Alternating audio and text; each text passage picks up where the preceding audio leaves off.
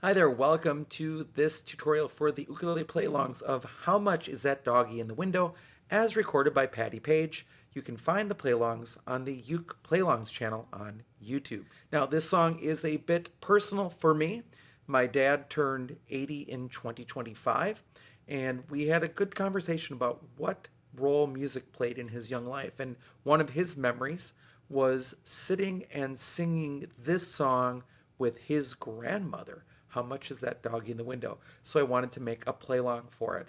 Turns out that it's a two-chord song, which is pretty great, great for beginners.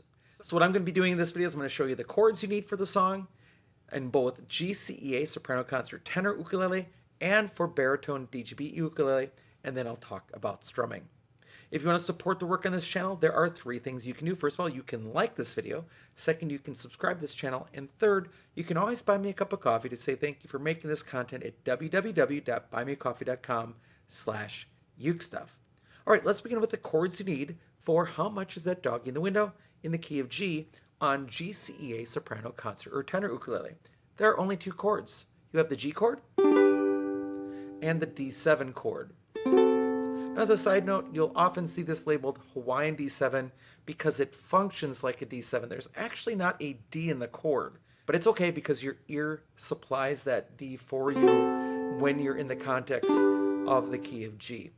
So those are the two chords you need to play. How Much Is That Doggie in the Window? Now let's talk about it on baritone DGBE ukulele. On baritone DGBE ukulele, you have two chords as well. It's in the key of G. You'll have a G chord and a D7 chord. And those are the two chords you need to play. How Much Is That Doggie in the Window on baritone DGBE ukulele? Now let's talk about strumming. As it comes to strumming, remember there was no ukulele in the original version, so there's not one right answer at all. There are three rules to strumming. Number one, play the right chord at the right time. Number two, keep a steady beat. And number three, make sure that whatever you are playing matches the music. So as long as you're following those three rules, you can almost do anything. However, I will give you an idea because people are always worried, like, what's the strumming pattern? What's the right pattern? Well, there isn't just one, but I'll give you one to use if you'd like to. So what we're going to be doing is we're going to be alternating between strings 3 and 4 with our thumb. And we're going to be doing this. We're going to be picking string 3, down strums, 2 of them, then pick string 4.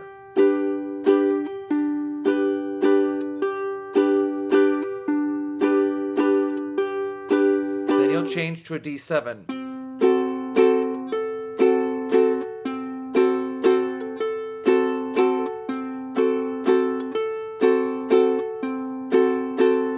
Back to a G.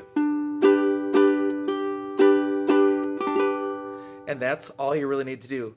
Pick 3, strum, strum, 4, strum, strum, 3, strum, strum, 4, strum, strum. And you could pick with your finger as well. So with the first finger, you'd pick 3 and the thumb. But I think you can pick thumb, strum, strum, thumb, strum, strum. And if you play a wrong note, that's okay too. Let me also demonstrate on baritone DGBE. Baritone is generally tuned linear with a low D, whereas ukuleles generally are tuned reentrant, where that first G is higher than the C. There is low G too. And yes, I do own those ukuleles, but standardly, for example, school ukuleles, many of them are going to be tuned reentrant. So let me show you what it sounds like on a linear instrument as well.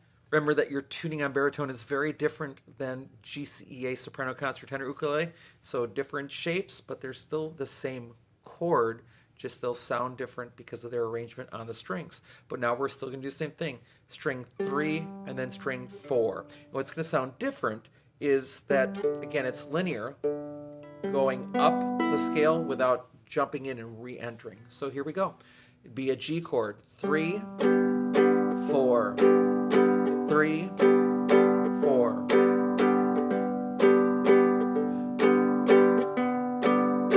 I missed it there. Now go to D7.